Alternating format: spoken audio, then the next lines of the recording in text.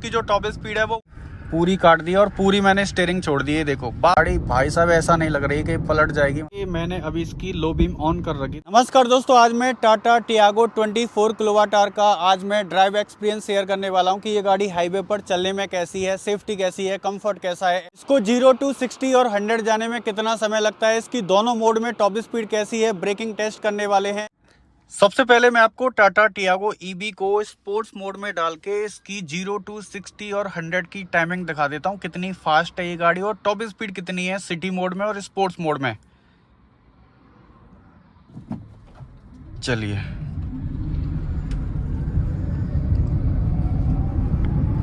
Zero to 60 की performance आप देख सकते हैं, टाइमिंग आप देख सकते हैं।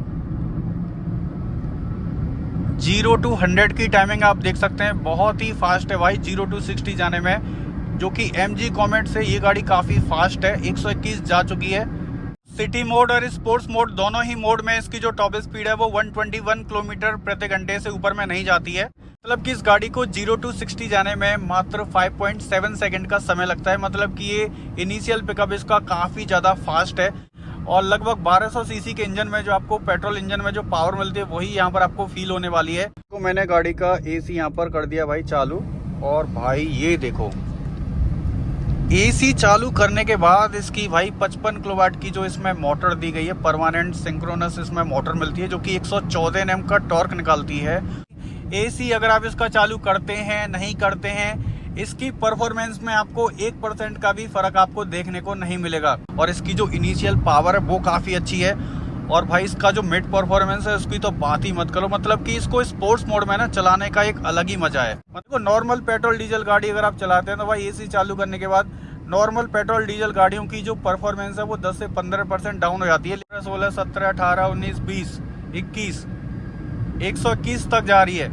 121 की स्पीड में भी इसकी जो स्टेबिलिटी है वो बहुत अच्छी है। मतलब कि गाड़ी रोड से चिपक के चल रही है। इसमें independent Macpherson stood coil spring वाले सस्पेंशन दिए गए हैं। जैसा कि अभी मैं इस गाड़ी को थोड़ा सा हाईवे पर चला रहा हूँ, अगर मैं थोड़ा सा इसको जिगजैग भी करता हूँ यहाँ पर, तो इसकी जो स्टेबिलिटी है वो यहाँ पर काफी अच्छी है। रीजनरेशन ब्रेकिंग सिस्टम मिलता है। अब यहाँ पर रीजनरेशन ब्रेकिंग सिस्टम को अगर आप चाहो तो यहाँ पर ऑफ कर सकते हैं इस वाली बटन से। ये देखो 2, 1 लेवल 1 पे आ चुकी है, लेवल 1, लेवल 2, लेवल 3 के साथ एक्टिवेट कर सकते हैं। अब इसकी जो यहाँ पर 3 सेल या ये जो 3 बैटरियां हैं, यहाँ पर गाड़ी में एक्सीलेट कर रहा हूँ तो अब इसकी जो बैटरियां हैं, ये जो 3 सेल हैं रीजनरेशन मोड में, अभी ये चार्ज नहीं हो रहे हैं। लेकिन अगर मैं इसमें यहाँ पर ब्रेक लगाता हूँ तो ये देखो नीचे वाला जो ग्राफ है ये बढ़ रहा है। मतलब अब ब्रेक लगाने पर इसकी जो बैटरियां वो चार्ज होती रहती हैं।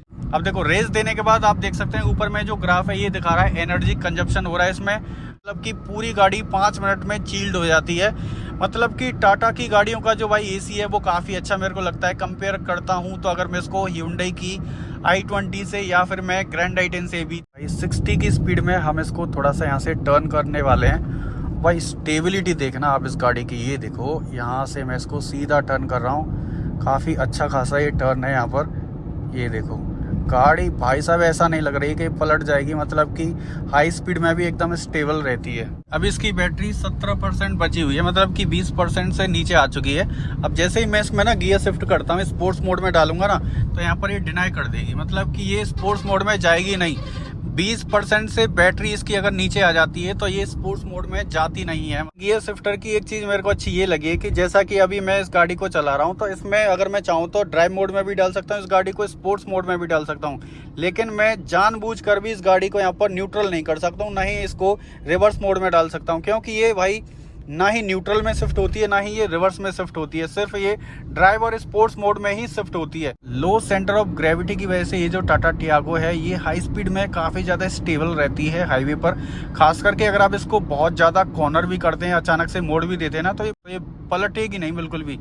किसी भी वाहन को ओवरटेक करना भाई ये टाटा टियागो ईबी का तो मतलब कि बाएं हाथ का खेल है। सेकंड में ओवरटेक कर देती है, सेकंडों में। ये देखो को 100 की स्पीड में चला रहा हूँ तो सस्पेंशन जो है वो थोड़े से स्टिफ नज़र आ रहे हैं मेरे को, क्योंकि जिसकी वजह से इस गाड़ी में मेरे को यहाँ पर कोई भी हाई स्पीड में बॉडी रोल फील नहीं हो रहा है। को थोड़े से गड्ढे में चलाता हूँ या उबड़ खाबड़ रोड में चलाता हूँ या स्पीड बम्प्स के ऊपर में से जैसे ये गाड़ी गुजरती है, तो उस कंडीशन में इसकी जो सस्पेंशन है वो थोड़े से सॉफ्ट हो जाते हैं, उतने ज़्यादा हार्ड आपको महसूस नहीं होंगे। तो मैं इसकी स्टीयरिंग को यहाँ पर पूरा काटने वाला हूँ और फिर दिखाता हूँ आपको कि भाई इसकी स्टीयरिंग का फीडबैक कैसा है। ये देखो, मैंने यहाँ पर इसकी स्टीयरिंग पूरी काट दी है। ये देखो, पूरी काट दी और पूरी मैंने स्टीयरिंग छोड़ दी है। देखो वापस से वहीं पे स्टीयरिंग आ चुकी है, मतलब कि 360 डिग्री में रोटेट करने के बाद भी इसकी जो स्टीयरिंग है वो वापस के वहीं के वहीं आ जाती है। और स्टीयरिंग इसकी काफ़ी लाइट है, उंगली से भी अगर आप चाहो तो इसको ऑपरेट कर सकते हो। 1200 सीसी की अगर आप कोई भी पेट्रोल कार चलाते हैं तो उसकी भी रनिंग कॉस्ट तकरीबन भाई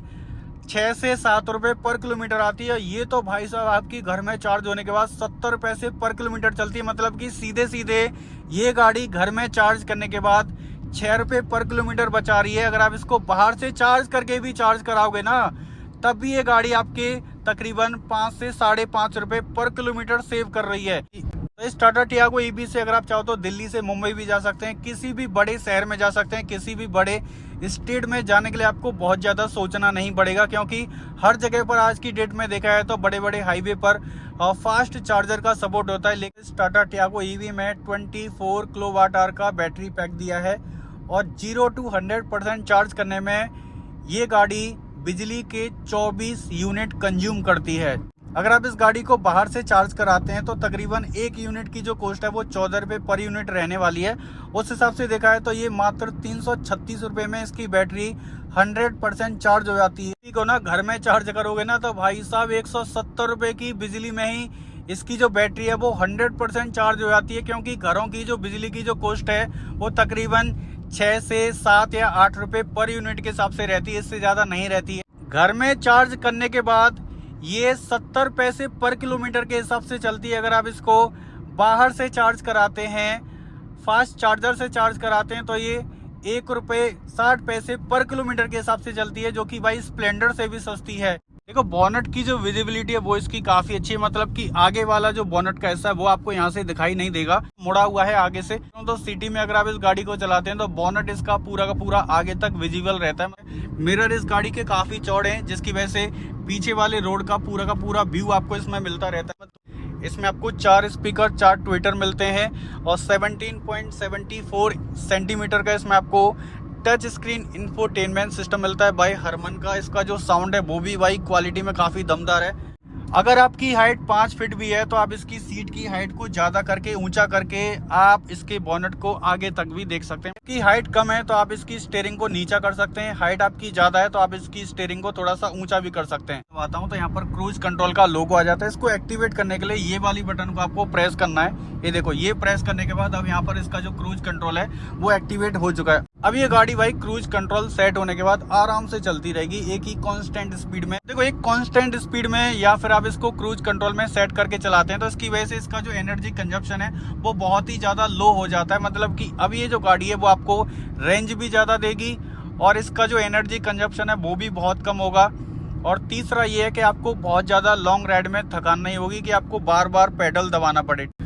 अगर आप इसकी बैटरी को 10 से 100% चार्ज करते हैं तो मात्र 58 मिनट में इसकी जो बैटरी है वो 100% चार्ज हो जाती है। अगर आप इसको ख़राब रोड से भी निकालते हैं तो इसका जो स्टेबिलिटी का जो इशू है वो आपको इसमें देखने को नहीं मिलेगा, क्योंकि इसमें जो 14 इंच के जो टायर हैं वो आपको इस गाड़ी को ज़्यादा स्टेबल रखते हैं। अभी मैं आपको टाटा टियागो ईवी की ना ये हेडलाइट की रोशनी टेस्ट करा देता हूँ। तो अभी ये रोड पर पूरा अंधेरा है, आप देख सकते हैं। तो यहाँ पर ये मैंने अभी इसकी लो बीम ऑन कर रखी, तो लो बीम में जो रोशनी है वो उतनी ज़्यादा देखने को नहीं मिलती, लेकिन जैसे ही मैं इसकी हाई बीम को यहाँ पर ऑन कर देता हूँ तो आप देख सकते हैं भाई हाई बीम ऑन होने के भाई इसकी जो रोशनी है वो और हेडलाइट का जो थ्रो है वो बहुत दूर तक जाता है। तो मतलब कि रोशनी के मामले में हाईवे पर अगर आप इस गाड़ी को चलाते हैं तो दिक्कत नहीं होने वाली है, खास करके हाई बीम ऑन करने के बाद। जबकि इस टाटा टियागो ईवी में जो कंपनी रेंज क्लेम कर दी आईडीसी में वो है 270 की, तो तकरीबन ये मोटा मोटी भाई 230 किलोमीटर तो चल ही जाती है। अगर आप इस टाटा टियागो ईवी को परचेज करना चाहते हैं तो किसी भी नज़दीकी टाटा मोटर्स के शोरूम पर विजिट करके आप इस गाड़ी की टेस्ट राइड ले सकते हैं और इस गाड़ी को परचेज कर सकते हैं। और मैं तो आपको यही बोलूँगा कि भाई आप एक बार इस गाड़ी की टेस्ट राइड लो,